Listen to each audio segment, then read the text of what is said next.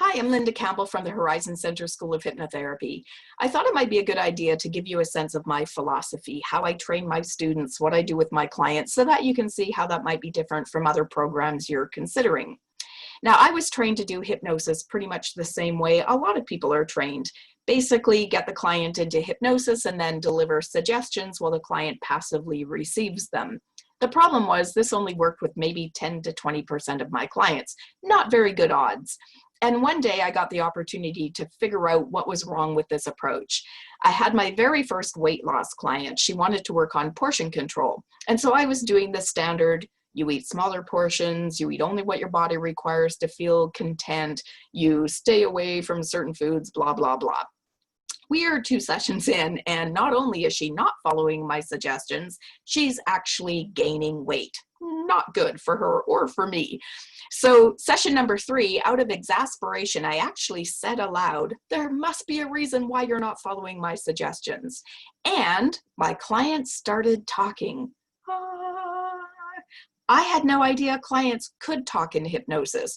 She started sharing with me a story. She was telling me about being 7 years old and her grandmother was in hospice, and my client kept being taken to the hospital to see grandmother, and she didn't really understand what was going on. She just saw that grandma was getting skinnier, skinnier, and skinnier, and then died.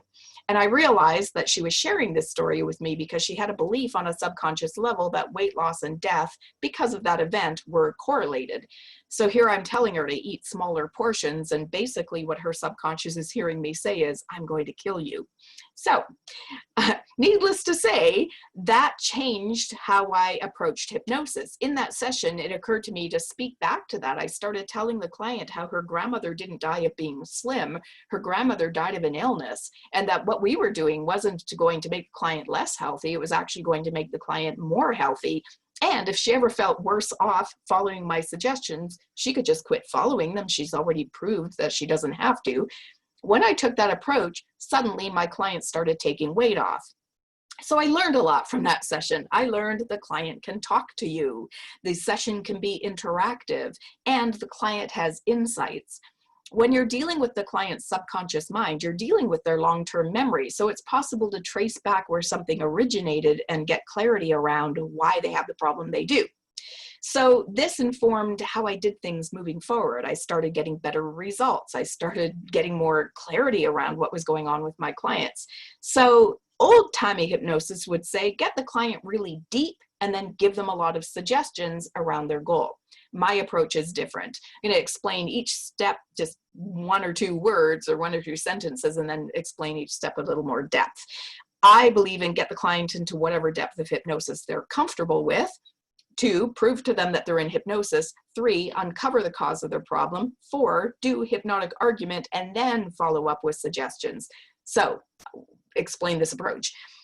Get the client into whatever depth of hypnosis they're comfortable with. The reason that that old approach was only working on 10 to 20% of my clients is because only 10 to 20% of clients will go into that really deep state of hypnosis.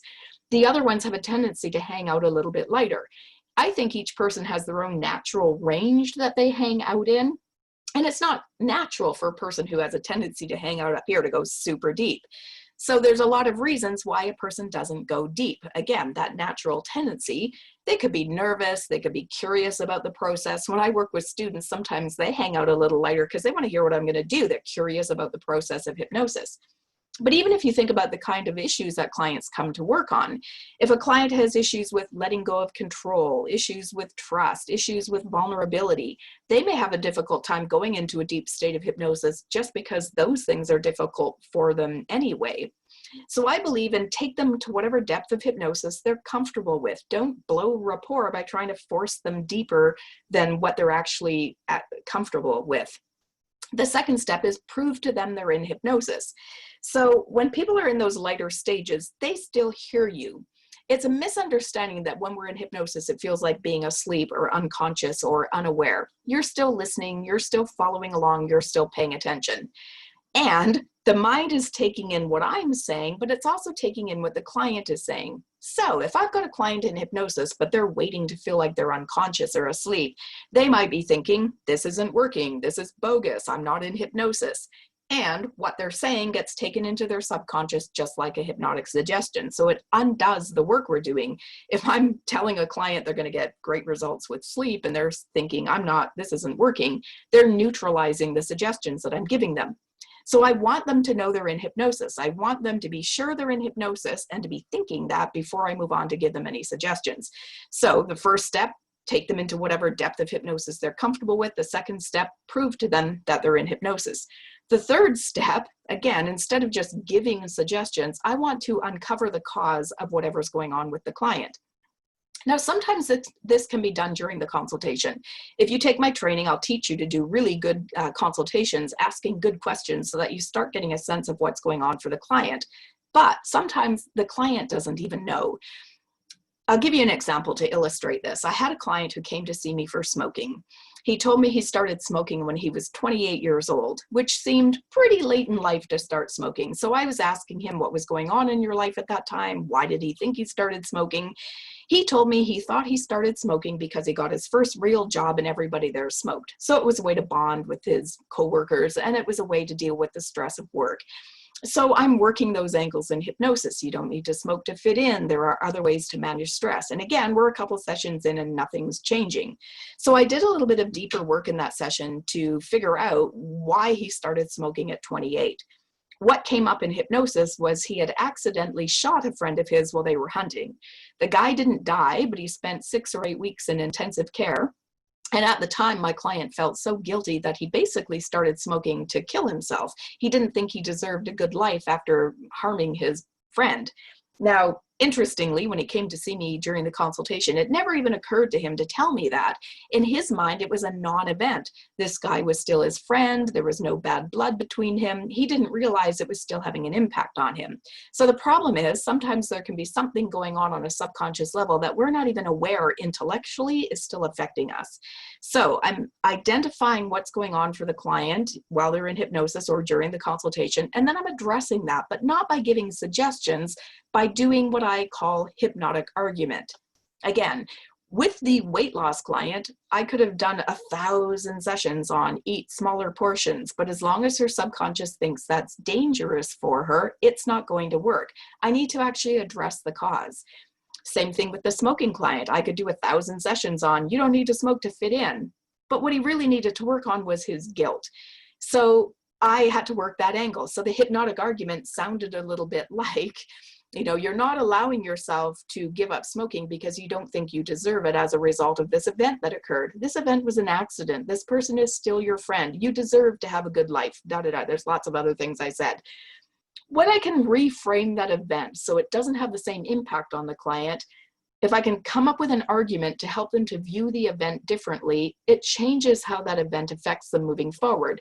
When he felt as though he deserved a good life, that he was able to put that event into perspective and not feel so guilty over it, not only did he give up smoking, he started taking off weight and he made a career change because that belief that he didn't deserve a good life was showing up in those other areas as well.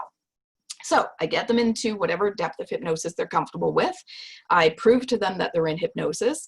I uncover the cause of whatever is going on with them. I address it using a hypnotic argument, and then I follow up with suggestions. Once the weight loss client knows grandmother didn't die of being slim, then I can move on to give suggestions for you eat whatever portions your body requires to feel healthy and satisfied. You reduce your portions and feel perfectly comfortable eating smaller portions. When the subconscious knows that what we're doing is safe, when I've addressed the original event, then it's primed to take in the suggestions. So I hope that gives you a little bit of a heads up as to what I'm doing that's a bit different. I'm not just passively reading suggestions to a client who's resting in a chair, not even having to listen. I'm often interacting with my clients. I'm often helping them to get insights about where their problem stems back to while they're in hypnosis. I'm taking time to address that with them in hypnosis. I'm giving them hypnotic argument, and I'm following up with suggestions. So thank you for taking time to listen, and I welcome your comments. Take care.